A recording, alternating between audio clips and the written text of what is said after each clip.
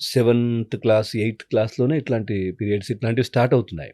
So, వాళ్ళకి ఇప్పుడు గతంలో మ్యారేజ్ ఏజ్ వచ్చేసరికి 18, 19 అని పెట్టుకున్నారు. అది ఓకే. సో, ఇప్పుడు మరి ఏంటిది? ఎప్పుడు మ్యారేజ్ చేసుకోవాలి? ఆ తర్వాత ఎప్పుడు కంటిన్యూ అవ్వాలి? ఎప్పుడు డెలివరీ అవ్వాలి? ఎట్లా ఉంటదసలది? సైకిల్ అంతా మారిపోతుంది గదా!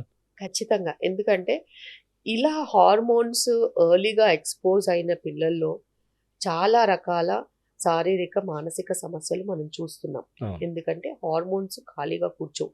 వాటి వల్ల అనుకోకుండా కోపాలు, ఉద్రేకాలు, అవివేకాలు, దాని తర్వాత మనస్పర్ధలు, అరుపులు, కేకలు, గోల, గొడవలు. ఎందుకంటే, ఆ హార్మోన్స్ అనేవి అవేం చేస్తాయంటే, ఎదుటి వాళ్ళు మనకేదైనా అడ్వైస్ ఇస్తూ ఉంటే, వాళ్ళు వాళ్ళు మంచివాళ్ళు కాదనే చెప్తాయి.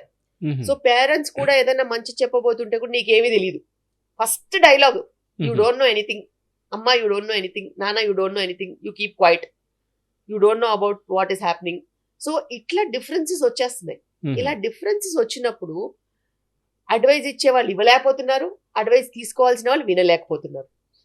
అలాంటప్పుడు ఒక మంచి సమాజానికి అది మొదటి మెట్టు ఎలా అవుతుంది? హ్మ్. అంత మనస్పర్ధలు ఉన్న పిల్లలు తెలిసి తెలియనితనంతో ఎన్నో తప్పులు చేయొచ్చు. అవును. చేసినప్పుడు ఎవరి బాధ్యత? అదే విధంగా ఎడ్యుకేషన్‌కి పెద్దపీట వేసినప్పుడు ఎడ్యుకేషన్ సంస్కారాన్ని అసలు ఇవ్వట్లేదు. ఎంతసేపు చదవాలి, సంపాదించాలి, ఖర్చు పెట్టాలి. హ్మ్. ఈ ఖర్చు పెట్టే నైజం అనేది వచ్చినప్పుడు నువ్వు ఎంత సంపాదించినా ఏం లాభం? అది అల్టిమేట్‌గా ఖర్చయిపోద్ది. ఖర్చయిపోయినప్పుడు వాళ్ళు సెటిల్ అవ్వడం అనేది ఉండదు. వాళ్ళకి స్టడీగా ఖచ్చితంగా ఒక ఎక్స్‌పెండిచర్ ఉంటది. ఆ ఎక్స్‌పెండిచర్‌కి తగ్గట్టు వాళ్ళు అలా పనిచేస్తా ఉంటారు. హ్మ్. మళ్ళీ ఆ ఎక్స్‌పెండిచర్‌కి తగ్గట్టు వాళ్ళు అలా పనిచేస్తూ పోతూ ఉంటే, వాళ్ళు ఒక మ్యారేజ్ అనే కమిట్మెంట్ కానీ, ఒక చైల్డ్ బేరింగ్ అనే కమిట్మెంట్‌ని కానీ ఎలా యాక్సెప్ట్ చేయగలుగుతారు? అవును. ఇది ఇప్పట్లో ఉన్న అన్నిటికంటే పెద్ద సమస్య. హ్మ్. కమిట్మెంట్. హ్మ్.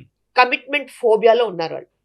ఎందుకంటే వాళ్ళని రుద్ది చదివిపిస్తే పేరెంటింగ్స్ అనేది ఒక హింసలాగా మారింది వాళ్ళకి. So, they don't want to become parents.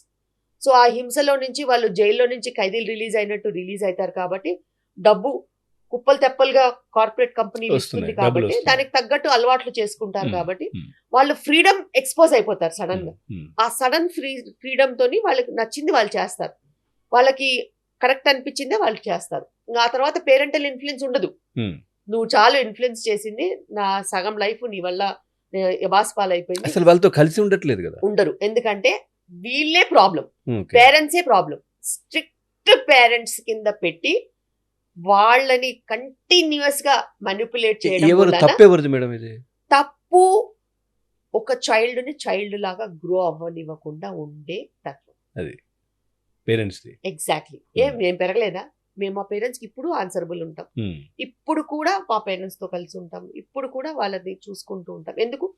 మన పేరెంటింగ్ స్కిల్ తప్ప. అవును. సో, మన పేరెంట్స్ ఎలా పెంచారు? వాళ్ళు హోల్‌సమ్ 360 డిగ్రీ గ్రోత్‌కి పెద్ద పీటేశారు. నువ్వు స్పోర్ట్స్‌లో ఎళ్తావా? వెళ్ళు. నువ్వు ఒకవేళ ఎడ్యుకేషన్‌లో ఎళ్తావా? వెళ్ళు. అవి 2 బ్యాలెన్స్ చేసుకో. ఎప్పుడైతే కరెక్ట్‌గా ఒక కెరియర్‌కి వచ్చేటప్పుడు డిసైడ్ చేసి చెప్పేవాళ్ళు.